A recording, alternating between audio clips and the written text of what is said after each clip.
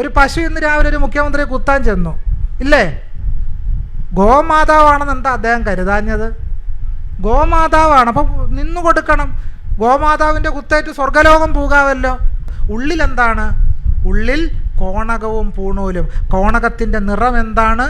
കാവിയാണ്. കൗപീനത്തിൻ്റെ നിറം കാവിയാണ്.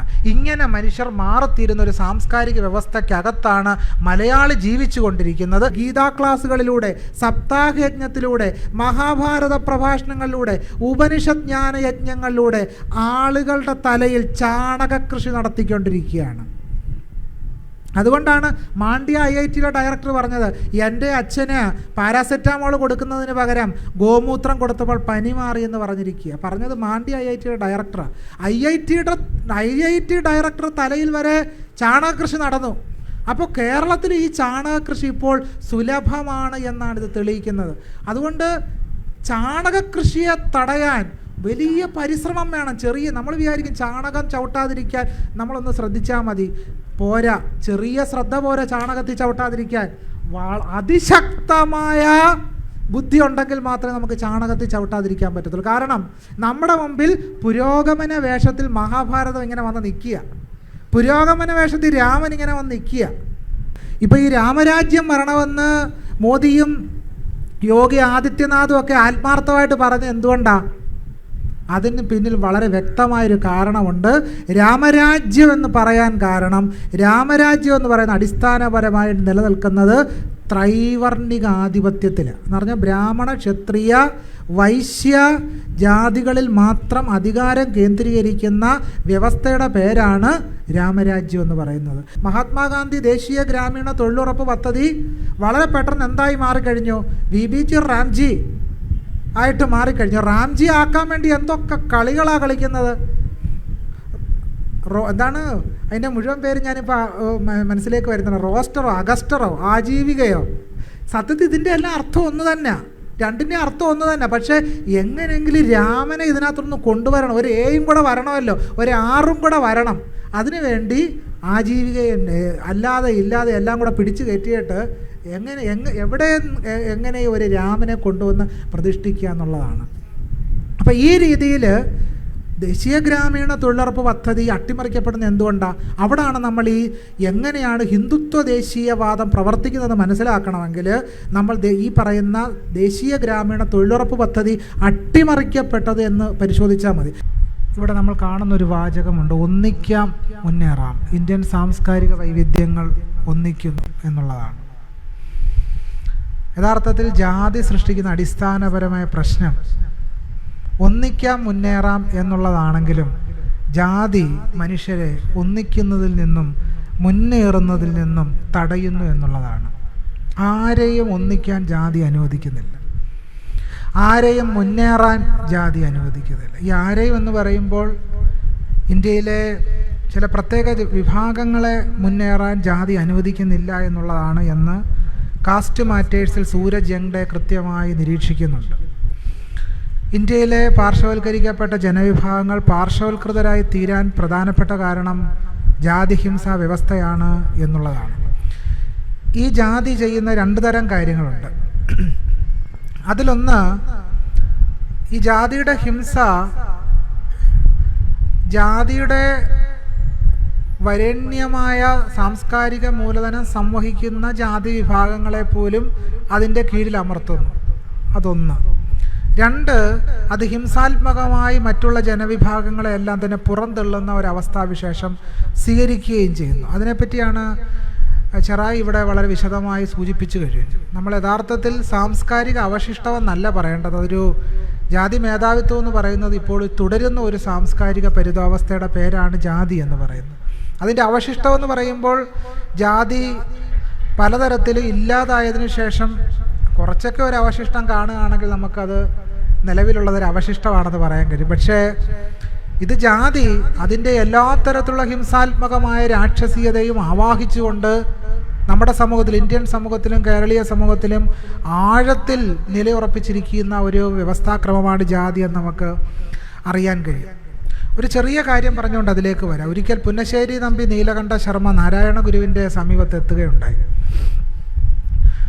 അപ്പോൾ അന്തേവാസികൾ അദ്ദേഹത്തെ ഭക്ഷണം കഴിക്കാനായിട്ട് വിളിച്ചു. പുന്നശ്ശേരിക്ക് ഭക്ഷണം കഴിക്കാൻ വളരെയധികം ബുദ്ധിമുട്ട്. നാരായണ ഗുരു ഏതൊക്കെ തരത്തിൽ പറഞ്ഞാലും ഗുരുവാണ്, സന്യാസിയാണ് എന്നൊക്കെ പറഞ്ഞാലും പുന്നശ്ശേരി നമ്പി നീലകണ്ഠ ശർമ്മ അദ്ദേഹത്തിൻ്റെ ക്ഷേത്രപ്രവേശന വിളംബരത്തിൽ എഴുതിയിരിക്കുന്നത് ഈഴവർ മധ്യമ ചണ്ടാളരാണ് എന്നുള്ളതാണ്. അപ്പോൾ ഒരു ചണ്ടാളൻ്റെ അടുത്ത് നിന്ന് എങ്ങനെ ഭക്ഷണം കഴിക്കും? ഇതാണ് പുന്നശ്ശേരി അലട്ടിയ പ്രശ്നം. ഈ പ്രശ്നം ഗുരുവിന് മനസ്സിലായി. അതുകൊണ്ടാണ് താൻ ഭക്ഷണം കഴിക്കാൻ ക്ഷണിച്ചിട്ടും പുന്നശ്ശേരി അതിന് തയ്യാറാവാത്തത് എന്ന് ഗുരുവിന് മനസ്സിലായി. ഗുരു പറഞ്ഞ കാര്യം, ഒരു ഇളനീര് കൊണ്ടുപോയി പുന്നശ്ശേരിക്ക് കൊടുക്കൂ. ഇത് അന്തേവാസികൾക്ക് വളരെ വലിയ വിഷമം ഉണ്ടാക്കി. ജാതിക്കെതിരായി പ്രവർത്തിക്കുന്ന ഗുരു ഇപ്പോൾ ഭക്ഷണം കഴിക്കുന്നതിന് വേണ്ടി പുന്നശ്ശേരിയെ ക്ഷണിക്കുന്നതിന് പകരം പുന്നശ്ശേരിയുടെ ഇഷ്ടത്തിന് ഒരു ഇളനീര് കൊണ്ടുവന്ന് കൊടുക്കാൻ പറയുന്നു. ഇത് അന്തേവാസികളിൽ പലർക്കും അസ്വസ്ഥതയുണ്ടാക്കി. അന്തേവാസികൾ ഗുരുവിനോട് ചോദിച്ചു, എന്തുകൊണ്ടാണ് അങ്ങ് ഇങ്ങനെ പെരുമാറിയത്? ഗുരു പറഞ്ഞ മറുപടി, ജാതിഹിംസയുടെ വ്യവസ്ഥാക്രമം സ്വയം സ്വാംശീകരിച്ചുകൊണ്ട് ജാതിയാൽ തന്നെ പുന്നശ്ശേരി ശിക്ഷിക്കപ്പെട്ടിരിക്കുന്നു. ആ ശിക്ഷയാണ് സ്വയം ഏറ്റുവാങ്ങിക്കൊണ്ടാണ് ഗുരു താമസിച്ച സ്ഥലത്ത് നിന്നും ഭക്ഷണം കഴിക്കുന്നതിന് പുന്നശ്ശേരി മടിച്ചത്. അപ്പോൾ ജാതി വ്യവസ്ഥ ഒരു വരേണ്യ വിഭാഗത്തിൽപ്പെട്ട ആളെ സ്വയം അതിൻ്റെ അടിമയാക്കുന്നു, ആ ശിക്ഷാക്രമം ഏറ്റുവാങ്ങാൻ പ്രേരിപ്പിക്കുന്നു എന്നുള്ളതാണ്. അതേ സമയത്ത് തന്നെ അത് മറ്റുള്ളവരെ ശിക്ഷിക്കുന്നൊരു വ്യവസ്ഥാക്രമമായി ജാതി നിലനിൽക്കുകയും ചെയ്യുന്നു എന്നുള്ളതാണ് ജാതിയുടെ ഏറ്റവും പ്രധാനപ്പെട്ട ഹിംസാ വ്യവസ്ഥ എന്ന് പറയുന്നത്. വർത്തമാനകാലത്തിൽ അത് പല രീതിയിൽ തുടരുന്നതിൻ്റെ ഏറ്റവും പ്രധാനപ്പെട്ട ഒരു ദൃഷ്ടാന്തമായിട്ടാണ് നമ്മൾ കഴിഞ്ഞ ദിവസം ഒരു വംശീയ കൊലപാതകം നമ്മൾ കണ്ടത്. രാം നാരായൺ എന്ന് പറയുന്ന ഒരാളെ നമ്മൾ പൊതുവെ ആൾക്കൂട്ട ആക്രമണം എന്ന് പറയുമെങ്കിൽ പോലും യഥാർത്ഥത്തിൽ അതിന് ആൾക്കൂട്ട ആക്രമണമല്ല, ജാതി വംശീയതയിൽ അണ്ട ഹിംസയാണ് യഥാർത്ഥത്തിൽ ആ മനുഷ്യനെ ഇത്ര ക്രൂരമായി കൊല്ലുന്നതിലേക്ക് നയിച്ചത് എന്നുള്ളതാണ്. അപ്പോൾ ജാതി എങ്ങനെ വർത്തമാനകാലത്തിൽ പ്രവർത്തിക്കുന്നു എന്ന് ചോദിച്ചാൽ, അയാളൊരു ബംഗ്ലാദേശി ആയതുകൊണ്ടും അയാളൊരു മുസ്ലിം ആയതുകൊണ്ടും ആക്രമിക്കപ്പെടുന്നു എന്നുള്ളതാണ്. എന്താണ് അതിൻ്റെ പ്രധാനപ്പെട്ട കാരണം? നമ്മൾ പൊതുവെ വിചാരിക്കുന്ന മുസ്ലിം എന്ന് പറയുമ്പോഴത്തേക്ക് ജാതിയും മുസ്ലിമും തമ്മിൽ എന്താണ് ബന്ധം എന്നൊക്കെ വളരെ പെട്ടെന്ന് ആലോചിക്കാൻ സാധ്യതയുണ്ട്. പക്ഷേ ഇന്ത്യയുടെ സാമൂഹ്യ വ്യവസ്ഥാക്രമം എന്ന് പറയുന്നത് അടിസ്ഥാനപരമായി മുസ്ലിങ്ങളെയും അയിത്തജാതിക്കാരായും അസ്പൃശ്യരായും പുറന്തള്ളപ്പെടേണ്ടവരായും സ്ഥാനപ്പെടുത്തുന്ന ഒരു ശൈലിയാണ്, ഒരു വ്യവസ്ഥയാണ് യഥാർത്ഥത്തിൽ ജാതിക്കുള്ളത്. ഇത് വളരെ കൃത്യമായിട്ട് പല മധ്യകാല കൃതികളിൽ പരിശോധിച്ചാൽ അറിയാം. അതുപോലെ തന്നെ ജാതി വ്യവസ്ഥയെ സംബന്ധിച്ചുള്ള പഠനത്തിൽ വിപിൻ ചന്ദ്രയും അതുപോലെ തന്നെ മറ്റുള്ള ആളുകളും ഒക്കെ തന്നെ നടത്തിയിട്ടുള്ള പഠനങ്ങളിൽ പറയുന്നത്, മുസ്ലിങ്ങളെ ഇന്ത്യൻ സമൂഹം ദളിതരെ പോലെ തന്നെ അയിത്തക്കാരായിട്ട് തന്നെയാണ് സ്ഥാനപ്പെടുത്തുന്നത് എന്നുള്ളതാണ്. അതുകൊണ്ടാണ് ഒരു ബംഗ്ലാദേശി ആണെന്നതിൻ്റെ പേരിൽ, ഒരു മുസ്ലിം ആണെന്നതിൻ്റെ പേരിൽ കേരളത്തിൽ പോലും ഒരാൾ ആക്രമിക്കപ്പെടുന്ന രീതിയിൽ കേരളത്തിൽ വളരെ ആഴത്തിൽ ഇസ്ലാമോഫോബിയ അല്ലെങ്കിൽ ജാതി വംശീയത, ഇതിൽ യഥാർത്ഥത്തിൽ അതിനെ വിളിക്കേണ്ട പേര് ഹിന്ദുത്വ വംശീയത എന്നാണ്. ആ ഹിന്ദുത്വ വംശീയത അല്ലെങ്കിൽ ഹിന്ദു വംശീയത വളരെ ആഴത്തിൽ കേരള സമൂഹത്തെ പിടിമുറുക്കിയിരിക്കുന്നു എന്നുള്ളതാണ്. പോലീസുകാർക്ക് ഇപ്പോൾ പോലീസ് വാച്ചിൻ്റെ റിപ്പോർട്ട് പരിശോധിച്ചാൽ അറിയാം, പോലീസ് സ്റ്റേഷനുകളിൽ ഏറ്റവും കൂടുതൽ ആക്രമിക്കപ്പെടുന്ന ആരാണ്? അത് ഗ്രാമ നഗര വ്യത്യാസമെന്ന് ഒരു പോലീസ് സ്റ്റേഷനിൽ ഒരു പരാതിക്കാരൻ വന്നാൽ പോലീസ് സ്റ്റേഷനിൽ ആക്രമിക്കപ്പെടുന്നതിൽ ഭൂരിഭാഗവും അരികുവൽക്കരിക്കപ്പെട്ട പാർശ്വവൽക്കരിക്കപ്പെട്ട ജനവിഭാഗങ്ങളാണ് എന്നുള്ളതാണ് പഠനം തെളിയിക്കുന്നത്. ജയിലിൽ കിടക്കുന്ന മനുഷ്യരുടെ എണ്ണം നമ്മൾ പരിശോധിച്ചാൽ അറിയാം, അത് ഏതൊക്കെ വിഭാഗത്തിൽ നിന്നുള്ളവരാണ് ഇന്ത്യൻ ജയിലുകളിലുള്ളതെന്ന് പരിശോധിച്ചാൽ അത് ആദിവാസികളും ദളിതരും മുസ്ലിങ്ങളുമാണ് ജയിലുകളിലുള്ളത് എന്നാണ് പഠനങ്ങളെല്ലാം തന്നെ ബോധ്യപ്പെടുത്തുന്നത്. അപ്പോൾ ഒരാളെ കുറ്റവാളിയാക്കുന്നതിൽ, കുറ്റവാളിയായി ഒരാളെ സ്ഥാനപ്പെടുത്തുന്നതിൽ ജാതി വ്യവസ്ഥ ഒരു മുൻവിധി ഇന്ത്യൻ സമൂഹത്തിൽ നിർമ്മിച്ചു വെച്ചിട്ടുണ്ടെന്നുള്ളതാണ്.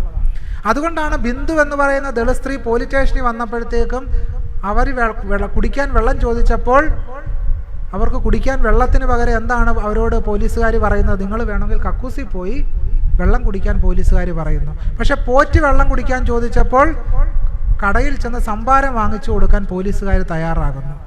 ഈ വ്യത്യാസം എങ്ങനെയാണ് ജാതി മറ്റു മനുഷ്യരെ നോക്കിക്കാണാൻ നമ്മളെ പ്രേരിപ്പിക്കുന്നത് എന്നുള്ളതിൻ്റെ ഏറ്റവും പ്രധാനപ്പെട്ട ദൃഷ്ടാന്തമായിട്ട് നമ്മുടെ മുമ്പിൽ വന്ന് നിൽക്കുന്നുണ്ട്. ഇത് ഗ്രാമനഗര വ്യത്യാസമില്ല. പോലീസ് സ്റ്റേഷനുകളിൽ ആരാണ് ആക്രമിക്കപ്പെടുന്നത് നോക്കിയാൽ മതി, ആരാണ് തല്ലുകൊള്ളുന്നത് നോക്കിയാൽ മതി, ആരാണ് അടിച്ചമർത്തപ്പെടുന്നത് നോക്കിയാൽ മതി. അപ്പോൾ നമ്മൾ പൊതുവെ ബ്രിട്ടീഷ് കൊളോണിയൽ ഹാങ് ഓവറിൽ നിന്ന് പോലീസുകാർ മുക്തരായിട്ടില്ല എന്ന് പൊതുവെ പറയാറുണ്ടെങ്കിലും യഥാർത്ഥത്തിൽ നമ്മൾ പറയേണ്ടത് പോലീസുകാർ മുക്തരാകാത്തത് ജാതി ഫ്യൂഡൽ മാടമ്പി മനോഭാവത്തിൽ നിന്ന് അവർ മുക്തരായിട്ടില്ലെന്നാണ് പറയേണ്ടത്. പോലീസ് കേരളത്തിലെ ആണെങ്കിലും ഇന്ത്യയിലെ ആണെങ്കിലും പോലീസുകാരെങ്ങനെയാണ്? ഒരു ഫ്യൂഡൽ നാടുവാഴി പ്രമാണിയെ പോലെയാണ് കേരളത്തിലെ ഇന്ത്യയിലെയും പോലീസുകാർ പെരുമാറുന്നത് എന്നുള്ളതാണ്. പോലീസുകാർ ജനാധിപത്യവൽക്കരിക്കപ്പെട്ടിട്ടില്ല എന്നുള്ള ഒരു സവർണ ഫ്യൂഡൽ നാടുവാഴിയെ പോലെ അവർ പെരുമാറുന്നു എന്നുള്ളതാണ്. അപ്പോൾ രണ്ട് തരത്തിൽ ഞാൻ അവസാനിപ്പിക്കാം. രണ്ട് തരത്തിൽ ഇന്ത്യൻ സമൂഹത്തിൽ ജാതി വ്യവസ്ഥ ആഴത്തിൽ നിലനിൽക്കുന്നു എന്നുള്ളതാണ്. അതിനൊരു ഒരു പുതിയ മാനിഫെസ്റ്റേഷൻ ജാതിക്കുണ്ട്. അതെങ്ങനെയാണെന്ന് ചോദിച്ചാൽ, ഒന്ന്, ആചാര വ്യവഹാര ക്രമങ്ങളിലൂടെ ജാതി പുതിയ മേച്ചിൽപ്പുറങ്ങൾ തേടിക്കൊണ്ടിരിക്കുകയാണ്. അതാണ് നമ്മൾ തിരുവനന്തപുരത്ത് നഗരസഭയിൽ ഇപ്പോൾ BJP അധികാരത്തിലേറുന്നതിൻ്റെ ഭാഗമായിട്ട് ഇക്കാര്യത്തെ നമ്മൾ ആഴത്തിൽ പരിശോധിക്കേണ്ടതായിട്ടുണ്ട്. യഥാർത്ഥത്തിൽ ഇന്നലത്തെ സത്യപ്രതിജ്ഞ സംഭവ വികാസങ്ങളെല്ലാം പുറത്തു വരുമ്പോൾ നമുക്ക് മനസ്സിലാകുന്നു ഇതെന്താണ് എല്ലാ സ്വതന്ത്ര തിരുവിതാംകൂറാണോ എന്ന് തോന്നുന്ന മാതിരിയുള്ള സത്യപ്രതിജ്ഞകളാണ് ഇന്നലെ പുറത്തു വന്നത്. മുരുകൻ്റെ പേരിൽ സത്യപ്രതിജ്ഞ, അയ്യപ്പൻ്റെ പേരിൽ സത്യപ്രതിജ്ഞ, അയ്യപ്പ ശരണം വിളിച്ചുള്ള സത്യപ്രതിജ്ഞ. ഈ രീതിയിൽ ദൈവനാമത്തിൽ സത്യപ്രതിജ്ഞ ചെയ്യുന്നതിനെ പറ്റി ഭരണഘടന അധിഷ്ഠിതമായിട്ട് നമുക്ക് കാണാൻ കഴിയും, ദൃഢപ്രതിജ്ഞ ചെയ്യുന്നതിനെ പറ്റി കാണാൻ കഴിയും. അപ്പോൾ ഇപ്പോൾ തിരുവനന്തപുരം നഗരസഭയിൽ അധികാരം ഏറ്റെടുക്കുമ്പോൾ തന്നെ ഇത് ഏതൊരു ദേവലോകമാണോ എന്ന് തോന്നുന്ന മാതിരിയാണ് കാര്യങ്ങളൊരു കിടപ്പുവശം. പക്ഷെ നമ്മൾ അറിയേണ്ടത് എങ്ങനെയാണ് ജാതി പ്രവർത്തിക്കുന്നതെന്ന് അറിയണമെങ്കിൽ വാൽമീകി രാമായണത്തിലെ ശംഭൂകവധം ഒന്ന് നോക്കണം. ആ ദേവലോകത്തിൽ ആർക്ക് പ്രവേശനമില്ല? ശംഭൂകന് പ്രവേശനമില്ല. ഇപ്പോൾ താൽക്കാലികമായിട്ട് ചില പട്ടികജാതിക്കാരും പട്ടികവർഗക്കാരും ഒക്കെ ചിലപ്പോൾ ജയിച്ചിട്ടുണ്ടാവാം. പക്ഷേ ആത്യന്തികമായിട്ട് അവരെ പുറന്തള്ളുന്ന ഒരു സംഗതി ഉടൻ തന്നെ പ്രവർത്തിക്കുക എന്നുള്ളതാണ്. സ്ഥാനമാന പദവികൾ വീതിച്ചു കൊടുക്കുമ്പോൾ അത് പ്രവർത്തിക്കുന്നു എന്നുള്ളതാണ്. ഇത് ഒരു വഴിയാണ്. ആചാര വ്യവഹാരങ്ങളിലൂടെ പുതിയ രീതിയിൽ സ്ഥാനമാന പദവികൾ ഉറപ്പിക്കുന്ന രീതിയിൽ ജാതി ആഴത്തിൽ നമ്മുടെ സമൂഹത്തിൽ പ്രവർത്തിച്ചു കൊണ്ടിരിക്കുന്നു എന്നുള്ളതാണ്. നമ്മുടെ വിവാഹക്രമം ഇപ്പോഴും ജനാധിപത്യവൽക്കരിക്കപ്പെട്ടിട്ടില്ല. നമ്മളിപ്പോൾ ഇരിക്കുന്ന ഈ സെമിനാർ വേദിയുടെ പേര് സഹോദരൻ അയ്യപ്പൻ നഗർ എന്നാണ്. പക്ഷേ സഹോദരൻ അയ്യപ്പൻ സ്വപ്നം കണ്ട ഒരു വിവാഹക്രമമുണ്ട്, ഒരു കുടുംബജീവിത വ്യവസ്ഥയുണ്ട്. അപ്പോൾ നമ്മുടെ സമൂഹം ഇപ്പോഴും ജനാധിപത്യവൽക്കരിക്കപ്പെടാത്തൊരു സമൂഹമാണ് എന്നുള്ളതാണ് മാട്രിമോണിയൽ കോളങ്ങളെല്ലാം തെളിയിക്കുന്നത്. അതിൽ ഇങ്ങനെ കാണാം, നായർ യുവതി 20 വയസ്സ് SC/ST ഒഴികെ, അതിപ്പോഴും പത്രങ്ങളിൽ കാണാം. ഇപ്പോൾ തെങ്ങ് കയറുന്നത് സംബന്ധിച്ച് നോട്ടിഫിക്കേഷൻ പുറപ്പെടുവിക്കുകയാണെങ്കിൽ 90% സംവരണം ദളിതർക്ക്, 90% തെങ്ങ് കയറ്റത്തിൻ്റെ സംവരണം ദളിതർക്കാണ്. പക്ഷേ യൂണിവേഴ്സിറ്റിയിൽ ഈ സംവരണം നടപ്പിലാക്കുകയാണെങ്കിൽ നമ്മുടെ എല്ലാ ആൾക്കാരും, അത് ഇന്ത്യയിൽ മുഴുവൻ 916 പുരോഗമനക്കാരുൾപ്പെടെ പോസ്റ്റ് ഡോക്ടറൽ ഫെലോഷിപ്പ് ചെയ്യാൻ പോകുന്നത് എങ്ങനെ സംവരണത്തെ അട്ടിമറിക്കാം എന്നുള്ളതാണ്. അപ്പോൾ സംവരണം എന്ന് പറയുന്ന ആശയം പോലും ഇന്ത്യയിൽ വലിയ രീതി ഭീകരമായ അട്ടിമറി നേരിടുന്നു എന്നുള്ളത് തെളിയിക്കുന്നത് ജാതി വ്യവസ്ഥ അത്രയും ആഴത്തിൽ നമ്മുടെ സമൂഹത്തിൽ പിടിമുറുക്കിയിരിക്കുന്നു എന്നുള്ളതാണ്. അത് സ്ത്രീകളെ അടിച്ചമർത്തുന്നു, അത് സ്ത്രീകൾക്ക് സ്വതന്ത്രമായ കർത്തൃത്വം അനുവദിക്കുന്നില്ല. ഇങ്ങനെ പല നിലകളിൽ ഇപ്പോൾ യൂണിവേഴ്സിറ്റികളിൽ ഇതെങ്ങനെ പ്രവർത്തിക്കുന്നതെന്ന് ചോദിച്ചാൽ അതായിരുന്നു പ്രധാനപ്പെട്ടൊരു ചോദ്യം. യൂണിവേഴ്സിറ്റികളിൽ ഒന്ന്, സംവരണ അട്ടിമറികളിലൂടെ ആളുകൾ വരാതിരിക്കുന്നതിന് വേണ്ടിയുള്ള ശ്രമങ്ങൾ ഇന്ത്യയിൽ ആകമാനം നടന്നു വരുന്നു. ഈ കഴിഞ്ഞ 10 വർഷക്കാലമായിട്ട്, മോദി ഭരണത്തിലേറ്റ 10 വർഷക്കാലമായിട്ട് കാര്യമായ നിയമനങ്ങളൊന്നും തന്നെ നേരിട്ടുള്ള നിയമന വഴിയായിട്ട് ഇന്ത്യയിൽ നടന്നിട്ടില്ല എന്ന് തെളിയിക്കുന്നത്, അത് സൂചിപ്പിക്കുന്നത് സംവരണം ഇന്ത്യയിൽ ഇപ്പോൾ കാര്യക്ഷമമായി നടപ്പിലാക്കപ്പെടുന്നില്ല എന്നുള്ള യാഥാർത്ഥ്യമാണ്. സംവരണം നടപ്പിലാക്കപ്പെടുന്നില്ല എന്നത് സൂചിപ്പിക്കുന്നത്, അത് അർത്ഥമാക്കുന്നത് ഇന്ത്യയിലെ ബഹുഭൂരിഭാഗം ജനവിഭാഗങ്ങളും പുറന്തള്ളപ്പെടുന്നു എന്നുള്ളതാണ്.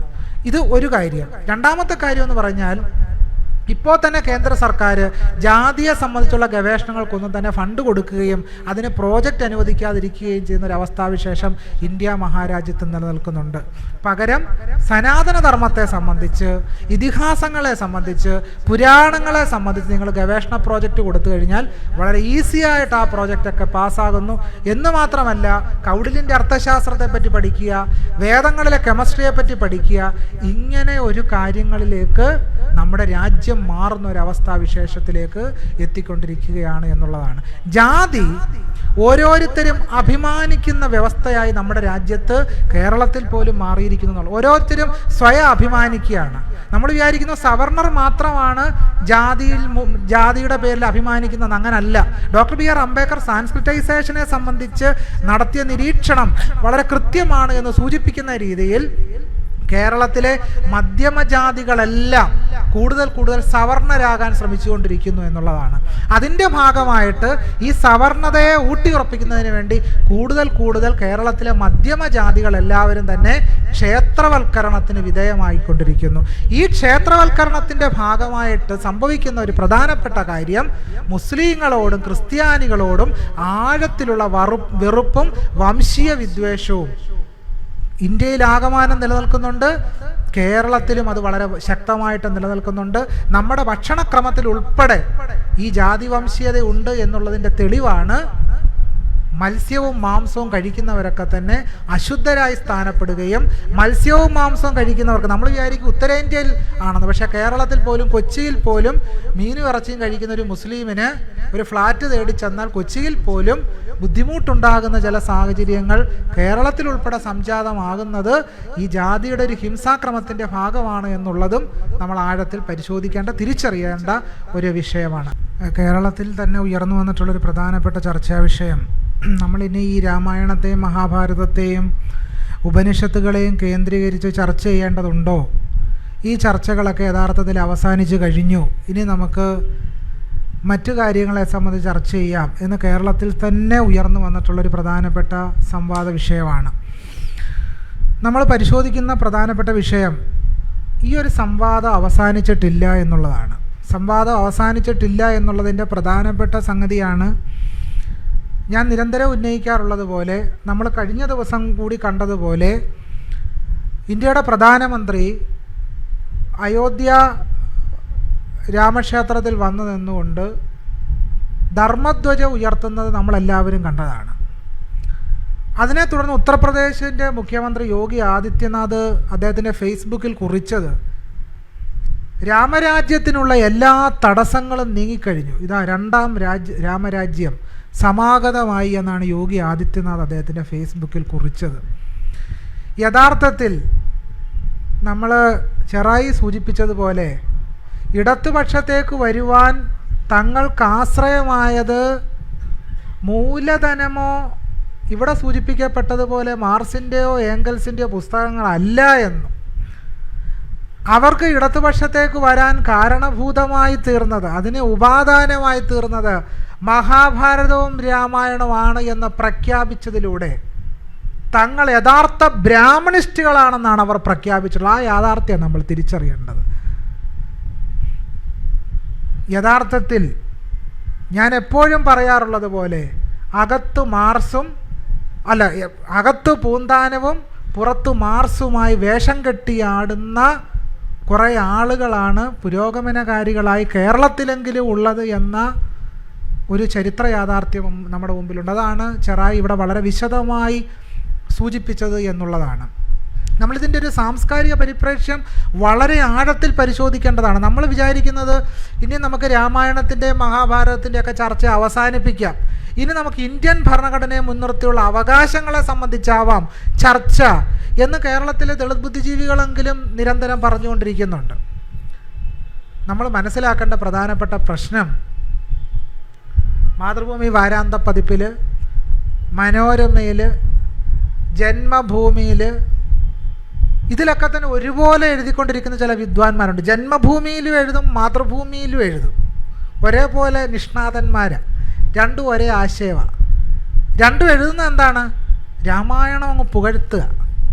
അതിൽ രസകരമായിട്ടുള്ളത്, അതിൽ ഒരു സാഹിത്യകാരൻ പറഞ്ഞത് ഇന്ത്യൻ ഭരണഘടനയെ സംരക്ഷിക്കാനാണ് കർക്കടക മാസത്തിൽ രാമായണം വായിക്കുന്നത്.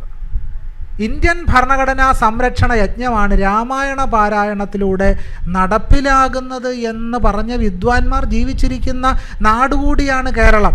നമ്മൾ ഈ നാനാത്വത്തിൽ ഏകത്വം എന്ന് പറയുമല്ലോ, വെറുതെ പറയുന്ന, നമ്മൾ തെറ്റിദ്ധരിക്കേണ്ട കേട്ടോ. നാനാത്വത്തിൽ ഏകത്വം എന്ന് പറച്ചിൽ മാത്രമല്ല, യഥാർത്ഥത്തിൽ ജാതിയാണ് ഈ നാനാത്വം സൃഷ്ടിച്ചിട്ടുള്ളത്. ഏകത്വം യഥാർത്ഥത്തിൽ ഇല്ലാത്ത അങ്ങനെ ഒരു ഏകത്വം ഇന്ത്യയിലില്ല, കേരളത്തിലും ഇല്ല, അതിനൊട്ട് സമ്മതിക്കുകയില്ല. അതിൻ്റെ ഒരു പ്രധാനപ്പെട്ട ഉദാഹരണം വെളിയിൽ വന്നത് എപ്പോഴാണെന്ന് ചോദിച്ചാൽ, കേരള സർവകലാശാല വിപിൻ വിജയൻ്റെ PhD വിവാദവുമായിട്ട് ബന്ധപ്പെട്ട് ഉയർന്നു വന്ന സംഭവവികാസങ്ങൾ പരിശോധിച്ചാൽ അറിയാം. ഡോക്ടർ വിജയകുമാരിയെ രക്ഷിക്കുന്നതിന് വേണ്ടി വളരെ പെട്ടെന്ന് യോഗക്ഷേമ സഭ പത്രക്കുറിപ്പുമായിട്ട് രംഗത്ത് വരിക. വേറെ ആരെങ്കിലുമാണ് ഈ പത്രക്കുറിപ്പുമായിട്ട് രംഗത്ത് വരുന്നതെങ്കിൽ ഈ ചാപ്പ മുദ്ര അടിച്ച് വെച്ചിരിക്കുക, സ്റ്റാമ്പേ. എന്താണ് ആ ചാപ്പ? നിങ്ങൾക്കെല്ലാവർക്കും അറിയാം, സ്വത്വവാദ ചാപ്പ. NSSനും യോഗക്ഷേമ സഭയ്ക്കും ഒരിക്കലും സ്വത്വവാദ ചാപ്പ കിട്ടത്തില്ല. അതൊക്കെ വളരെ സെക്കുലറാണ്. യോഗക്ഷേമ സഭ സെക്കുലർ, NSS സെക്കുലർ, സിറിയൻ ക്രിസ്ത്യാനികൾ സെക്കുലർ, അവരൊക്കെ സെക്കുലറാണ്. പക്ഷേ ദളിതരും പിന്നോക്കക്കാരും എന്തെങ്കിലും ഒരു അവകാശ സമരം ഉന്നയിച്ചാൽ നമ്മൾ ഈ ചാപ്പ റെഡിയാണ്, മഷിയിൽ കുത്തി. ഈ പണ്ട് ഈ അടിമകളെ പുറത്ത് കുത്തുമല്ലോ, ആ രീതിയിൽ ഇങ്ങനെ ഉടനെ പുറത്തു കുത്തി, നീ സ്വത്വവാദി, മാറി നിൽക്കടാ. യോഗക്ഷേമ സഭയ്ക്ക് ഇങ്ങനെ ഒരു സ്വത്വവാദ ചാപ്പ് ഒരു കാലത്തും ഏൽക്കേണ്ടി വരുന്നില്ല. യഥാർത്ഥത്തിൽ കേരളത്തിലെ ഏറ്റവും വലിയ സ്വത്വവാദികൾ ആരാന്ന് ചോദിച്ചാൽ സംശയരഹിതമായിട്ട് നമുക്ക് പറയാൻ കഴിയും, അത് NSSൻ്റെയും യോഗക്ഷേമ സഭയുടെയും വക്താക്കളും പ്രോക്താക്കളുമാണ്. സംശയരഹിതമായിട്ടും പറയാൻ കഴിയും. കാരണം ആ ജാതി സ്വത്വത്തിൻ്റെ അടിസ്ഥാനത്തിലാണ് ശബരിമലയിൽ സ്ത്രീ പ്രവേശനത്തിനെതിരായ വാദവിവാദങ്ങൾ മുഴുവൻ മലയാളി ശൂദ്രർ ഉയർത്തിയത്. തങ്ങളുടെ ജാതി സ്വത്വത്തെ ഉയർത്തിപ്പിടിച്ചു. ഞാൻ സമുദായം എന്ന വാക്ക് ഉപയോഗിക്കുന്നേ ഇല്ല. യഥാർത്ഥത്തിൽ സമുദായ സ്വത്വത്തെ ഉയർത്തിപ്പിടിച്ചത് കേരളത്തിലെ പിന്നോക്കക്കാരും കേരളത്തിലെ അവർണ ജനവിഭാഗങ്ങളാണ്. സമുദായം എന്ന ഭാവന ഉയർത്തിപ്പിടിച്ചത്. അത് പറഞ്ഞിട്ട് ഞാൻ അവസാനിപ്പിക്കും. എന്താണ് സമുദായവും ജാതിയും തമ്മിലുള്ള വ്യത്യാസം? നാരായണ ഗുരുസ്വാമികൾ പറയും, നമ്മുടെ സമുദായം എല്ലാ മനുഷ്യരെയും ഒന്നായി ചേർക്കുന്നതാകുന്നു. ഇങ്ങനെയാണ് നാരായണ ഗുരുസ്വാമികൾ പറഞ്ഞത്. ഇങ്ങനെ പറയുക മാത്രമല്ല, SNDP തൻ്റെ ആശയങ്ങൾക്ക് വിരുദ്ധമായി സഞ്ചരിക്കുന്നു എന്ന് തോന്നിയപ്പോൾ ഡോക്ടർ പൽപുവിന് കത്തെഴുതി. എഴുതിയ കത്തിൽ നാരായണ ഗുരുസ്വാമികൾ പറഞ്ഞത് ഇങ്ങനെയാണ്: നാം മനസ്സുകൊണ്ട് വിട്ടതുപോലെ വാക്കുകൊണ്ട് യോഗത്തെ ഇപ്പോൾ ഉപേക്ഷിച്ചിരിക്കുന്നു. ജാതിയില്ലാത്തൊരു സഭ നമുക്ക് സ്ഥാപിക്കണം എന്ന് ഗുരു ആഗ്രഹിച്ചു. നമ്മൾ പറയും, പൊതുവെ വിചാരിക്കുന്നത് നമ്മുടെ സമുദായം എല്ലാ മനുഷ്യരെയും ഒന്നായി ചേർക്കുന്നതാകുന്നു എന്ന് പറയുമ്പോൾ ഗുരു പറഞ്ഞ വെറുതെ ഒരു വെറും വാക്കാണ് എന്ന് തെറ്റിദ്ധരിക്കാൻ സാധ്യതയുണ്ട്. അങ്ങനെ തെറ്റിദ്ധരിക്കേണ്ട. പിച്ചനാട്ട കുറുപ്പനായിരുന്ന കൃഷ്ണൻ വൈദ്യർ പിച്ചനാട്ട കുറുപ്പനായിരുന്നു. ഹിന്ദുത്വവാദികൾ കേരളത്തിൽ പ്രചരിപ്പിക്കുന്നത് അദ്ദേഹത്തെ ക്രിസ്തുമതത്തിലേക്ക് പരിവർത്തനം ചെയ്യാതെ തടഞ്ഞു നിർത്തി ഹിന്ദുമതത്തിലേക്ക് കൊണ്ടുവന്ന ആളാണ് നാരായണ ഗുരു എന്ന് പറയാറുണ്ട്. പക്ഷേ നാരായണ ഗുരു കൃഷ്ണൻ വൈദ്യരെ ഹിന്ദുമതത്തിലേക്കല്ല കൊണ്ടുവന്നത്, ഈഴവ സമുദായത്തിലേക്കാണ് കൊണ്ടുവന്നത്. ഗുരു പറഞ്ഞല്ലോ, നമ്മുടെ സമുദായം എല്ലാ മനുഷ്യരെയും ഒന്നായി ചേർക്കുന്നതാകുന്നു. അങ്ങനെ കൃഷ്ണൻ വൈദ്യരെ ഈഴവനാക്കി. ചങ്ങനാശ്ശേരി മുനിസിപ്പാലിറ്റിയിൽ ഒരു തെരഞ്ഞെടുപ്പ് വന്നു. ഉള്ളൂരും സംഘവും തീരുമാനിച്ചു, കൃഷ്ണൻ വൈദ്യൻ നല്ലൊരു വ്യക്തിയാണ്, അദ്ദേഹത്തെ മുനിസിപ്പൽ കൗൺസിലറായിട്ട് തിരഞ്ഞെടുക്കാം. ചങ്ങനാശ്ശേരിയിൽ ഈഴവരെല്ലാവരും പ്രക്ഷോഭം ഉണ്ടാക്കി, കൃഷ്ണൻ വൈദ്യർക്കിടതായി. അവർ പറഞ്ഞു, ഇദ്ദേഹം യഥാർത്ഥ ഈഴവനല്ല, ഇദ്ദേഹം ഒരു കുറുപ്പന്. അതുകൊണ്ട് കുറുപ്പൻ ഞങ്ങളുടെ സ്വത്ത് അവകാശപ്പെടാൻ കഴിയില്ല. ഉള്ളൂർ കണ്ടെത്തിയ വഴി, നിങ്ങളൊരു കാര്യം ചെയ്യൂ, നാരായണ ഗുരുവിൻ്റെ കയ്യിൽ നിന്നൊരു സർട്ടിഫിക്കറ്റ് മേടിച്ചുകൊണ്ട് തന്നാൽ ഇദ്ദേഹത്തെ മത്സരിപ്പിക്കാം. ഗുരുവിനെ ചെന്ന് കണ്ടു. ഗുരു സർട്ടിഫിക്കറ്റ് എഴുതി. കേരള ചരിത്രത്തിൽ ആദ്യമായി ഒരു സമുദായ സർട്ടിഫിക്കറ്റ് കൊടുത്ത വ്യക്തിയുടെ പേര് നാരായണ ഗുരുസ്വാമികൾ എന്നാണ്. ഗുരുവാണ് ആദ്യം സമുദായ സർട്ടിഫിക്കറ്റ് കൊടുക്കുന്നത്.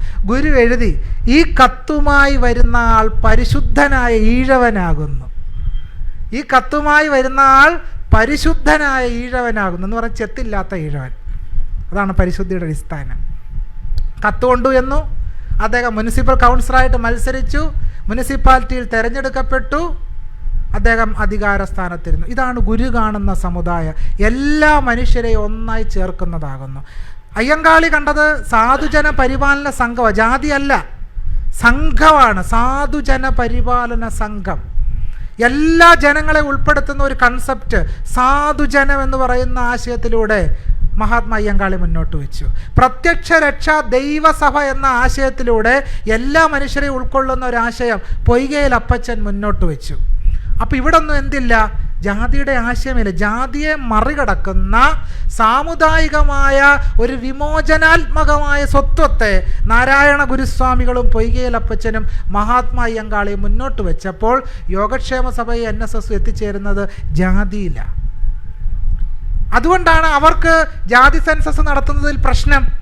എന്തുകൊണ്ടാണ് NSSന് ജാതി സെൻസസ് നടത്താൻ ഏറ്റവും വലിയ എതിരാളികൾ NSS? കാരണം എന്താണ്? തങ്ങളുടെ അധികാര ഹുങ്കിനെ പറ്റി തങ്ങൾ പിടിച്ചടക്കിയിരിക്കുന്ന മുഴുവൻ അധികാര ദുഷ്പ്രഭുത്വത്തിൻ്റെയും ചരിത്രം ലോകരറിയുമെന്ന് ഭയപ്പെടുകയാണ്. യഥാർത്ഥത്തിൽ പ്രാതിനിധ്യ ജനാധിപത്യത്തിനെതിരാണ് ഈ കക്ഷികളെന്നുള്ള യാഥാർത്ഥ്യമാണ് നമ്മൾ മനസ്സിലാക്കേണ്ടത്. ഒരു കാര്യം കൂടി ഞാൻ പറഞ്ഞ് അവസാനിപ്പിക്കാം. അത് എന്ന് പറയുന്നത്, ഈ പ്രാതിനിധ്യ ജനാധിപത്യം ഇല്ലാത്തത് കൊണ്ടാണ് നമ്മുടെ ഇവിടെയുള്ള പാലത്തിൻ്റെ പേര് ഈ ഗോശ്രീ പാലം എന്ന. സഹോദരനയ്യപ്പൻ ജീവിച്ച നാടായിട്ട് പോലും ആ പാലത്തിന് സഹോദരനയ്യപ്പൻ പാലമെന്ന് ഇടാൻ കേരളീയർക്ക് ഇപ്പോഴും തോന്നിയിട്ടില്ല. തോന്നിയിട്ടുണ്ടോ? ഇപ്പോഴും പശുവിൻ്റെ പേരില്ല. ഒരു പശു ഇന്ന് രാവിലെ ഒരു മുഖ്യമന്ത്രിയെ കുത്താൻ ചെന്നു, ഇല്ലേ? ഗോമാതാവാണെന്ന് എന്താ അദ്ദേഹം കരുതാഞ്ഞത്? ഗോമാതാവാണ്, അപ്പം നിന്നു കൊടുക്കണം. ഗോമാതാവിൻ്റെ കുത്തേറ്റ് സ്വർഗലോകം പോകാമല്ലോ, അല്ലേ? അങ്ങനല്ലേ നമ്മളതിനെ കരുതേണ്ടത്. അപ്പം നമ്മളിപ്പോഴും പല നിലകളിൽ സാംസ്കാരികമായ രീതിയിൽ ഈ ജാതി മേൽക്കോയ്മയുടെ സംസ്കാരം മലയാളി സമൂഹത്തിൽ ആഴത്തിൽ വേര് പടർത്തിയിട്ടുണ്ട്. ഇന്ത്യൻ സമൂഹത്തിൽ വളരെ ആഴത്തിൽ വേര് പടർത്തി കിടക്കുന്നുണ്ട്. അതാണ് കർണാടകയിൽ മാന്യതാ പട്ടീൽ എന്ന് പറയുന്ന ഒരു പെൺകുട്ടിയെ വിവാഹം കഴിച്ചതിൻ്റെ പേരിൽ ഒരു ദളിത് യുവാവിനെ തല്ലിക്കൊന്നു. അപ്പോൾ ഇപ്പോഴും ഈ ഹോണർ കില്ലിങ് നടക്കുന്ന ഒരു നാടുകൂടിയാണ് ഇന്ത്യ എന്നുള്ളത് കൂടി നമ്മൾ മനസ്സിലാക്കണം. കേരളത്തിൽ ജാതി നിലനിൽക്കുന്ന ഒരു രീതി എന്ന് പറയുന്നത്, പുറമേക്ക് നമ്മൾ വലിയ പുരോഗമനക്കാരായിരിക്കുകയും പരിഷ്കൃത സമൂഹം എന്ന് അവകാശപ്പെടുകയും ചെയ്യുമ്പോഴും പരിഷ്കൃതത്വം എന്ന് പറയുന്നത് നമ്മുടെ മുഖംമൂടി മാത്രമാണ്. നമ്മുടെ ഉള്ളിൽ ചെറായി സൂചിപ്പിച്ചതുപോലെ ഹൃദയത്തിൽ ഇങ്ങനെ ഉപനിഷത്ത് പൂജിച്ച് നടക്കുക. പുറമേ കാണുമ്പോൾ നമ്മൾ മാർക്സിസ്റ്റുകളാണെന്ന് പറയും, UDF ആണെന്ന് പറയും, ദേശീയവാദികളാണെന്ന് പറയും. ഉള്ളിലെന്താണ്? ഉള്ളിൽ കോണകവും പൂണൂലും. കോണകത്തിൻ്റെ നിറം എന്താണ്? കാവിയാണ്. കൗപീനത്തിൻ്റെ നിറം കാവിയാണ്. ഇങ്ങനെ മനുഷ്യർ മാറിത്തീരുന്ന ഒരു സാംസ്കാരിക വ്യവസ്ഥയ്ക്കകത്താണ് മലയാളി ജീവിച്ചു കൊണ്ടിരിക്കുന്നത്. അപ്പം മലയാളിക്ക് യഥാർത്ഥത്തിൽ ഒരു മലയാളി സ്വത്ത് ഉണ്ടാകണമെങ്കിൽ ഒന്നിച്ച് മുന്നേറാമെന്നാണ് നമ്മുടെ ചർച്ച. അങ്ങനെ ഒന്നിച്ച് മുന്നേറാൻ കഴിയണമെങ്കിൽ എന്ത് വേണം? എല്ലാ ജനവിഭാഗങ്ങളെ ഉൾക്കൊള്ളുന്ന ഒരു സാംസ്കാരിക വ്യവസ്ഥയ്ക്ക് രൂപം കൊടുക്കാൻ നമുക്ക് കഴിയണം. അങ്ങനെ ഒരു സാംസ്കാരിക വ്യവസ്ഥയ്ക്ക് രൂപം കൊടുക്കുമ്പോൾ സാഹിത്യ രംഗത്ത്, സാംസ്കാരിക രംഗത്ത്, രാഷ്ട്രീയ രംഗത്ത് എല്ലാ മനുഷ്യർക്കും പങ്കുപറ്റാവുന്ന, എല്ലാ മനുഷ്യരും പങ്കാളികളായി മാറുന്ന ഒരു ജനാധിപത്യ രാഷ്ട്രീയ വ്യവസ്ഥ ഉണ്ടാകും. ആ ജനാധിപത്യ രാഷ്ട്രീയ വ്യവസ്ഥയുടെ പേര് പ്രാതിനിധ്യ രാഷ്ട്രീയമാണ്. ആ പ്രാതിനിധ്യ രാഷ്ട്രീയത്തിന് മാത്രമേ ഒന്നിച്ചു മുന്നേറാൻ കഴിയുന്ന ഒരു സാംസ്കാരിക വ്യവസ്ഥയെ സൃഷ്ടിക്കാൻ കഴിയൂ. നമ്മുടെ ഈ ടോപ്പിക്കിൻ്റെ വിഷയം തന്നെ ജാതി മേധാവിത്വത്തിൻ്റെ സാംസ്കാരിക അവശിഷ്ടങ്ങളും ദളിത് ജീവിതവും എന്നാണ്. ഇതുമായി ബന്ധപ്പെട്ടുകൊണ്ട് 2014 ശേഷം നമ്മുടെ രാജ്യത്തൊരു കപട സാംസ്കാരിക ദേശീയവാദം വളർന്നു വരുന്നുണ്ട്. അതിനെതിരെ സാംസ്കാരിക പ്രവർത്തകരോ അല്ലെങ്കിൽ ഇത്തരത്തിലുള്ള സംവാദ മേഖലകളിലോ ഒരു ചർച്ചയും ഉയർന്നു വരാറില്ല. കേവലം കേരളത്തിലെ ഗവൺമെൻറ്റിനെ അല്ലെങ്കിൽ കേരളത്തിലെ ഇടതുപക്ഷ അല്ലെങ്കിൽ പുരോഗമന നവോത്ഥാന ആശയങ്ങളെ കേന്ദ്രീകരിച്ചുകൊണ്ട് മാത്രമാണ് ഇത്തരം ചർച്ചകൾ നടക്കുന്നത്. ഇപ്പോൾ നമുക്കറിയാം, നമ്മുടെ കേരളം പല മേഖലകളിലും നമ്പർ 1 രാജ്യത്ത് അറിയപ്പെടുമ്പോൾ തന്നെ ഇപ്പോൾ ശ്യാംകുമാർ സാർ ആദ്യം പറഞ്ഞു, നമ്മുടെ തിരുവനന്തപുരം കോർപ്പറേഷനുമായി ബന്ധപ്പെട്ടുകൊണ്ട് ഇപ്പോൾ BJP അധികാരത്തിൽ വന്നു. BJP അധികാരത്തിൽ വരുമ്പോൾ നമ്മൾ ആ പ്രദേശത്തെ വോട്ടിംഗ് പാറ്റേൺ ഒന്ന് പരിശോധിച്ച് നോക്കണം. ഏതാണ്ട് ഇപ്പോൾ ഈ ദളിത് മേഖലയുമായി ബന്ധപ്പെട്ടൊക്കെ വർഷങ്ങളായി നമുക്ക് പരിചയമുള്ളൊരു വ്യക്തി എന്ന നിലയിലാണ് ഞാൻ എൻ്റെ ഒരു അഭിപ്രായം പറയുന്നത്. ഒരു 40% വോട്ടുകൾ ഹിന്ദു വോട്ടുകൾ വരുന്നത് പട്ടികജാതി മേഖലയിൽ നിന്നാണ്. ബാക്കി 30% UDF-ഉം 30% LDF എന്ന നിലയിൽ ഡിവൈഡ് ചെയ്താൽ പോണത്. നമ്മൾ ഇത്തരം ചർച്ചകളിലും സംവാദങ്ങളിലും പറഞ്ഞു വയ്ക്കുന്നത് ഈ പുരോഗമന ആശയങ്ങളെ ആണ് എതിർത്തുകൊണ്ട് പോകുന്നത്. അതായത് കമ്മ്യൂണിസ്റ്റ് ഗവൺമെൻറ്റുകളെ, കമ്മ്യൂണിസ്റ്റ് ആശയങ്ങളെയാണ് നമ്മൾ എതിർക്കുന്നത്. വാസ്തവത്തിൽ ഇതിൻ്റെ ഉള്ളിലേക്ക് കടന്നു വരുന്നത് ഇത്തരത്തിലുള്ള RSS മേധാവി, ഇപ്പം ഞാൻ ഈ ആദ്യം പറഞ്ഞ 2014 ശേഷം രാജ്യത്ത് ഉയർന്നു വന്ന ദളിത് വിരുദ്ധതയുടെ കപട സാംസ്കാരിക ദേശീയവാദവും ഒക്കെയാണ്. അത് മലയാളികൾ അല്ലെങ്കിൽ ദളിത് മേഖലയുമായി ബന്ധപ്പെട്ടുകൊണ്ട് അതിൽ വളരെ സൂക്ഷ്മമായി കടന്നു കയറുകയാണ്. അതിനെ പ്രതിരോധിക്കാൻ നമ്മൾ എന്താണ് ചെയ്യേണ്ടത്? അതാണ് എൻ്റെ ചോദ്യം. വളരെ പ്രധാനപ്പെട്ട ഒരു ചോദ്യമാണ്. നമ്മൾ ഈ കാര്യങ്ങളെ പൊതുവെ മനസ്സിലാക്കേണ്ടത് കേവലമായ വോട്ടിംഗ് പാറ്റേണിൻ്റെ അടിസ്ഥാനത്തിൽ മാത്രമല്ല എന്നുള്ളതാണ് ആദ്യമേ തന്നെ എനിക്ക് സൂചിപ്പിക്കാനുള്ളത്. നമ്മൾ വോട്ടിംഗ് പാറ്റേൺ നോക്കുമ്പോൾ ചിലപ്പോൾ തീർച്ചയായിട്ടും ഇടതുപക്ഷത്തിന് ഒരു മേൽക്കൈ തീർച്ചയായിട്ടും ഉണ്ട്. അപ്പോൾ ആ നിലയ്ക്ക് നോക്കിയാൽ നമ്മൾ രാഷ്ട്രീയമായി കേരളം ഇടതുപക്ഷമാണ് എന്ന് തന്നെ പറയാം, സംശയരഹിതമായിട്ടും പറയാം. പക്ഷേ സാംസ്കാരികമായി നമ്മൾ വലത്തുപക്ഷത്താണ് എന്നുള്ളതാണ് ഒരു യാഥാർത്ഥ്യം. നമ്മൾ വോട്ട് ചെയ്യുന്നത് ഇടതുപക്ഷത്തിനായിരിക്കും, നമ്മുടെ സാംസ്കാരിക ബോധം എപ്പുറത്താണ്? നമ്മുടെ സാംസ്കാരിക ബോധം വലത്തുപക്ഷത്താണ്. അതുകൊണ്ടാണ് ഇവിടെ സൂചിപ്പിക്കപ്പെട്ടതുപോലെ ചെറായി വളരെ വിശദമായി സൂചിപ്പിച്ചു. ഇവിടെ സൂചിപ്പിച്ച സാഹിത്യകാരൻ ഇടതുപക്ഷക്കാരനാണെന്നാണ്, ഇടതുപക്ഷത്തോട് ചേർന്ന് നിൽക്കുന്ന ആളാണെന്നാണ് അവകാശപ്പെടുന്നത്. പക്ഷേ അദ്ദേഹം ഉയർത്തിപ്പിടിക്കുന്നത് ഇന്ത്യയിലെ ഹിന്ദുത്വവാദികൾ ഉയർത്തിപ്പിടിക്കുന്ന, നമ്മൾ ഈ കപടമെന്ന് പൊതുവെ പറയാറുണ്ടെങ്കിൽ യഥാർത്ഥത്തിനകത്ത് കാപട്യമൊന്നുമില്ല, അവരതിൽ ആഴത്തിൽ വിശ്വസിക്കുന്നു എന്നുള്ളതാണ്. ഇപ്പോൾ ഈ രാമരാജ്യം വരണമെന്ന് മോദിയും യോഗി ആദിത്യനാഥും ഒക്കെ ആത്മാർത്ഥമായിട്ട് പറഞ്ഞത് എന്തുകൊണ്ടാണ്? അതിന് പിന്നിൽ വളരെ വ്യക്തമായൊരു കാരണമുണ്ട്. രാമരാജ്യം എന്ന് പറയാൻ കാരണം, രാമരാജ്യം എന്ന് പറയുന്ന അടിസ്ഥാനപരമായിട്ട് നിലനിൽക്കുന്നത് ത്രൈവർണിക ആധിപത്യത്തിൽ എന്ന് പറഞ്ഞാൽ ബ്രാഹ്മണ, ക്ഷത്രിയ, വൈശ്യ ജാതികളിൽ മാത്രം അധികാരം കേന്ദ്രീകരിക്കുന്ന വ്യവസ്ഥയുടെ പേരാണ് രാമരാജ്യം എന്ന് പറയുന്നത്. അതുകൊണ്ടാണ് ഇവർ എപ്പോഴും രാമരാജ്യം വരണം, രാമരാജ്യം വരണമെന്ന് പ്രാർത്ഥിക്കുന്നത്. എന്തിനാ? ത്രൈവർണിക ആധിപത്യമുള്ള ഒരു ഭരണക്രമം നിലനിൽക്കണം. അത് വരുന്നത് മാത്രമേ ഉള്ളൂ. ദ്രൗപദി മുർമുവും രാംനാഥ് കോവിന്ദും ഒക്കെ ഒരു ടോക്കണിസത്തിൻ്റെ അടിസ്ഥാനത്തിൽ അവരെ ഇങ്ങനെ ഒരു പേരിൽ മാത്രം നിലനിർത്തും. യഥാർത്ഥത്തിൽ ആ ടോക്കണിസത്തിൻ്റെ അർത്ഥം നമ്മൾ മനസ്സിലാക്കി കഴിഞ്ഞു. മഹാത്മാഗാന്ധി ദേശീയ ഗ്രാമീണ തൊഴിലുറപ്പ് പദ്ധതി വളരെ പെട്ടെന്ന് എന്തായി മാറിക്കഴിഞ്ഞു? VBG റാംജി ആയിട്ട് മാറിക്കഴിഞ്ഞു. റാംജി ആക്കാൻ വേണ്ടി എന്തൊക്കെ കളികളാണ് കളിക്കുന്നത്.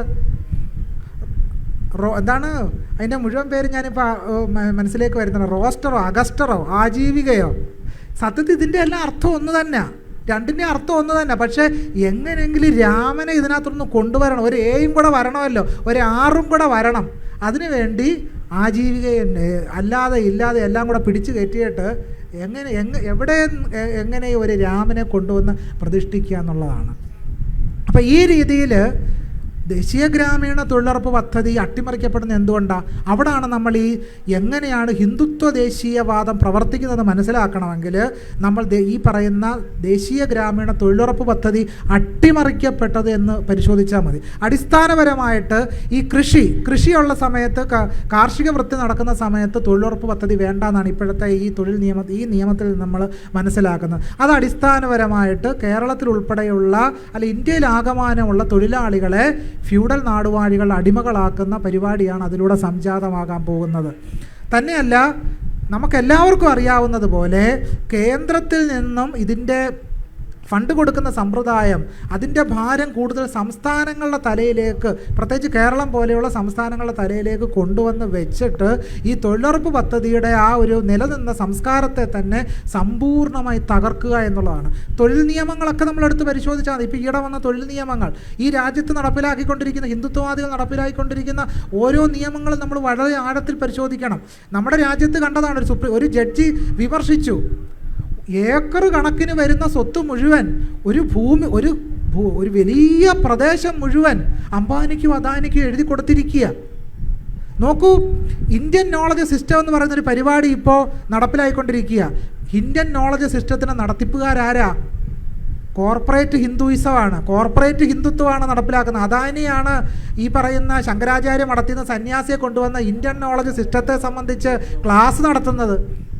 അപ്പോൾ ഹിന്ദുത്വം എന്ന് പറയുന്ന കേവലമായി ഹിന്ദുത്വമായിട്ടല്ല ഇന്ത്യയിൽ പ്രവർത്തിക്കുന്നത്. ഹിന്ദുത്വം ഒരു കോർപ്പറേറ്റ് ജാതി ഹിന്ദുത്വമായി നമ്മുടെ സമൂഹത്തിൽ വളരെ ആഴത്തിൽ പ്രവർത്തിച്ചുകൊണ്ടിരിക്കുക. അതുകൊണ്ട് കേരളം എന്ന് പറയുന്ന കൊച്ചു പ്രദേശത്ത് തീർച്ചയായിട്ടും അത് വിഴുങ്ങാനുള്ള ശ്രമമുണ്ട്. അതുകൊണ്ട് നമ്മൾ കേവലമായ വോട്ടിംഗ് പാറ്റേൺ മാത്രം നോക്കിയല്ല ഹിന്ദുത്വത്തിൻ്റെ സാംസ്കാരിക അധിനിവേശത്തെ വിലയിരുത്തേണ്ടത്.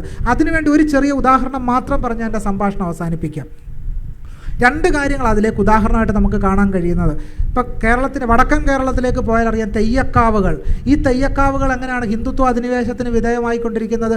ഇന്നലെ വരെ തെയ്യമാണ്, തെയ്യം കെട്ടുന്ന ആളാണ്, ആ വ്യക്തിയാണ് അധികാരം, പൗരോഹിത്യ അധികാരമായിട്ട് നിലനിൽക്കുന്നത്. ആ അധികാരം എന്ന് പറഞ്ഞാൽ അയന്യ അധികാരവും, ആ അധികാരം എന്ന് പറയുന്നത് സാധാരണ ജനങ്ങളുമായിട്ടുള്ള സംവാദത്തിൻ്റെ അധികാരമാണ് അതിനുണ്ടായിരുന്നത്. പക്ഷേ ഇപ്പോൾ ആ തെയ്യത്തിൻ്റെ അധികാരത്തിന് മുകളിൽ ബ്രാഹ്മണ പൗരോഹിത്യ അധികാരം തെയ്യത്തിന് മുകളിൽ ഇടയുറപ്പിച്ചു കഴിഞ്ഞു. തെയ്യക്കാവുകളിൽ ഇപ്പോൾ പ്രതിഷ്ഠയായി. കേരളത്തിലെ കാവുകളൊക്കെ തന്നെ ക്ഷേത്രവൽക്കരിക്കപ്പെട്ടു. കാവുകൾ ക്ഷേത്രങ്ങളായി മാറുന്ന പ്രക്രിയ നടക്കുന്നു. ഇപ്പോൾ എൻ്റെ നാട്ടിലെ ഒരു ചെറിയ ഉദാഹരണം പറയാം. ആലപ്പുഴ ജില്ലയിലെ വിയവൂര് എന്ന് പറയുന്ന സ്ഥലമാണ് എൻ്റെ സ്വദേശം. അവിടെ പമ്പ നദിയുടെ കൈവഴിയാണ് തോണിക്കടവെന്ന് പറയുന്നൊരു സാധാരണ കടവ്. എൻ്റെ ചെറുപ്പകാലത്തിലുള്ള ഓർമ്മയനുസരിച്ച് നാട്ടിലുള്ള മുഴുവൻ ആളുകളും കുളിക്കുകയും നനയ്ക്കുകയും പശുക്കളെ കുളിപ്പിക്കുകയും പോത്തിനെ കുളിപ്പിക്കുകയും ഒക്കെ ചെയ്തുകൊണ്ടിരുന്ന കടവാണ് ഈ തോണിക്കടവ്. വളരെ പെട്ടെന്ന് 2021 സംഭവിച്ചത്, 2021 നമ്മുടെ നാട്ടിലെ ക്ഷേത്രത്തിൽ ഒരു ദേവപ്രശ്നം വെച്ചു. ദേവപ്രശ്നത്തിൽ തെളിഞ്ഞത് ഈ തോണിക്കടവിൽ സപ്താഹയജ്ഞത്തിൻ്റെ ഭാഗമായിട്ട് അവഭൃത സ്നാന ഘോഷയാത്ര അങ്ങോട്ട് നടത്തണം. എന്നിട്ട് അവിടെ ഈ കൃഷ്ണൻ്റെ വിഗ്രഹം മുങ്ങി കുളിപ്പിക്കണം. സംഭവിച്ച എന്താ? ഈ ദേവപ്രശ്നം കഴിഞ്ഞതോടുകൂടി ഈ അമ്പലത്തിൽ നിന്ന് വർഷാവർഷം അങ്ങോട്ട് ഘോഷയാത്ര. ഇന്നലെ വരെ ആണുങ്ങളും പെണ്ണുങ്ങളും കുളിച്ചുകൊണ്ടിരുന്ന കുളിക്കടവ് പെട്ടെന്നൊരു സുപ്രഭാതത്തിൽ കോട്ടയത്ത് താമസിച്ചുകൊണ്ടിരുന്ന ഞാൻ ഒരു ദിവസം ആലപ്പുഴ ജില്ലയിൽ വരുമ്പോൾ കാണുന്നത് ഈ വിയവൂര് എന്ന് പറയുന്ന തോണിക്കടവിൻ്റെ ആ കടവിലോട്ടിറങ്ങുന്ന വഴിയിൽ വലിയൊരു കവാടം സ്ഥാപിച്ചിരിക്കുക. ഭഗവാന്റെ തീർത്ഥസ്ഥാനം. അപ്പോൾ ഒന്ന് ആലോചിച്ചു, ഇത് സംഭവിക്കുന്ന എപ്പോഴാ? 2021 പ്രാചീന കാലത്തൊന്നും അല്ല, 18-ാം നൂറ്റാണ്ടിലും 16-ാം നൂറ്റാണ്ടിലും അല്ല, വർത്തമാനകാലത്തിലാണ്. വിയപുരം പഞ്ചായത്ത് ഈ തോണിക്കടവ് ഇരിക്കുന്ന 2-ാം വാർഡിൽ സ്ഥിരം ജയിക്കുന്നത് ഇടതുപക്ഷമാണ്. ഈ പ്രാവശ്യവും ജയിച്ച ഇടതുപക്ഷം തന്നെ, CPI ആണ് ജയിച്ചത് ഇപ്പോഴും. പക്ഷേ സാംസ്കാരികമായിട്ട് വിയപുരം ഗ്രാമപഞ്ചായത്ത് 2-ാം വാർഡ് വലത്തുപക്ഷത്താണെന്ന് തെളിയിക്കുന്ന ഉദാഹരണമാണ് ഈ തോണിക്കടവ്. 2021 ദേവപ്രശ്നം വെച്ച് പബ്ലിക്ക് കുളിച്ചുകൊണ്ടിരുന്ന കടവ് പെണ്ണുങ്ങൾക്കും ആണുങ്ങൾക്കും ഇറങ്ങാൻ കഴിയാത്ത രീതിയിൽ തീർത്ഥസ്ഥാനമായി മാറി എന്നുള്ളതാണ്.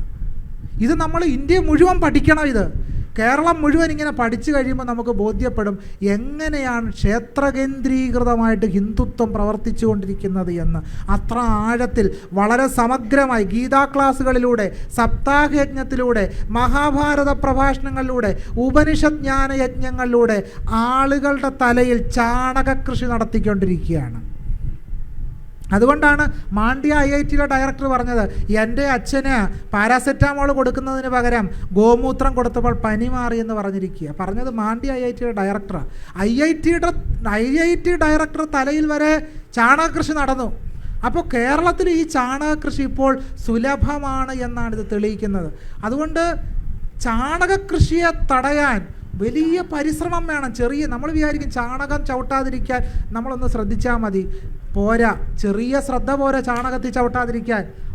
അതിശക്തമായ ബുദ്ധി ഉണ്ടെങ്കിൽ മാത്രമേ നമുക്ക് ചാണകത്തിൽ ചവിട്ടാതിരിക്കാൻ പറ്റത്തുള്ളൂ. കാരണം നമ്മുടെ മുമ്പിൽ പുരോഗമന വേഷത്തിൽ മഹാഭാരതം ഇങ്ങനെ വന്ന് നിൽക്കുക, പുരോഗമന വേഷത്തിൽ രാമൻ ഇങ്ങനെ വന്ന് നിൽക്കുക. പക്ഷെ നമ്മളിവിടെ തിരിച്ചറിയേണ്ട കാര്യം, കേരളത്തിൽ അടിസ്ഥാനപരം നിലനിന്ന തദ്ദേശീയ ജനവിഭാഗങ്ങളുടെ ഒരു ആരാധനാ സമ്പ്രദായമുണ്ട്. ആ തദ്ദേശീയ ജനവിഭാഗങ്ങൾക്കിടെ രാമൻ സ്വീകാര്യനായിരുന്നില്ല. തദ്ദേശീയ ജനവിഭാഗങ്ങളുടെ ആരാധനാമൂർത്തി ആരായിരുന്നു? അയ്യപ്പനായിരുന്നു. തദ്ദേശീയ ജനവിഭാഗങ്ങളുടെ ആരാധനാമൂർത്തി കാളിയായിരുന്നു. തദ്ദേശീയ ജനവിഭാഗങ്ങളുടെ ആരാധനാമൂർത്തി മാടനായിരുന്നു. തദ്ദേശീയ ജനവിഭാഗങ്ങളുടെ ആരാധനാമൂർത്തി മറുതയായിരുന്നു. പുതുതായിട്ടൊരു രാമൻ വന്നു. പക്ഷെ ഈ രാമനെ നാരായണ ഗുരു തടഞ്ഞു. നാരായണ ഗുരു പറഞ്ഞു, രാമാദികളുടെ കാലത്തായിരുന്നുവെങ്കിൽ നമുക്ക് ശംഭൂകൻ്റെ ഗതിയാകുമായിരുന്നു. കോട്ടയത്ത് തിരുനക്കര മൈതാനത്ത് പ്രസംഗിച്ച പണ്ഡിറ്റ് മദൻ മോഹൻ മാളവ്യ പ്രസംഗിച്ചപ്പോൾ പ്രബുദ്ധനായ സഹോദരനയ്യപ്പൻ എഴുന്നേറ്റ് എന്ന് പറഞ്ഞു, നിങ്ങൾ പറയുന്ന രാമൻ ആ ദശരഥപുത്രനായ രാമൻ തന്നെ അല്ലേ? ഒരു കാര്യം കൂടി പറഞ്ഞ് ഞാൻ അവസാനിപ്പിക്കാം. ഈ രാമൻ ആരുടെ പുത്രനായ രാമനാണ്? ചാർവാകന്മാർ പറഞ്ഞു, അശ്വസ്യാത്രയ്ക്ക് ശിഷ്ണന്തോ പത്നിഗ്രാഹ്യം പ്രകീർത്തിതം. ഈ യാഗമെന്ന പേരിൽ നടക്കുന്നതൊക്കെ തന്നെ ഈ കുതിരയുടെ ലിംഗം എടുത്ത് പട്ടമഹിഷിമാരുടെ യോനിയിൽ പ്രവേശിപ്പിക്കുന്ന പരിപാടിയല്ലേ യാഗത്തിൻ്റെ പേരിൽ അവിടെ നടക്കുന്നത്?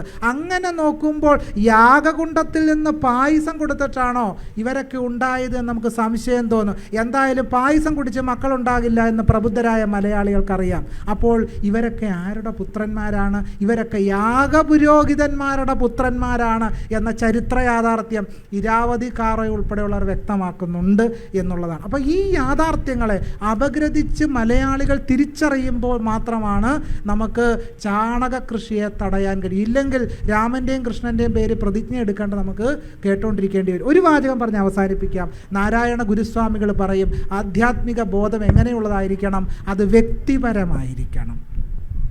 നിങ്ങൾക്ക് രാമനെ വിശ്വസിക്കാം, കൃഷ്ണനെ വിശ്വസിക്കാം, അള്ളാഹുവിൽ വിശ്വസിക്കാം, യേശുക്രിസ്തുവിൽ വിശ്വസിക്കാം. പക്ഷേ അത് വ്യക്തിപരമായ ആധ്യാത്മിക ബോധമാണ്. അത് മറ്റുള്ളവരെ അടിച്ചേൽപ്പിക്കാൻ പാടില്ല എന്നുള്ള സാഹോദര്യത്തിൻ്റെ തത്വമാണ് നാരായണ ഗുരുസ്വാമികൾ ഉയർത്തിപ്പിടിച്ചത്.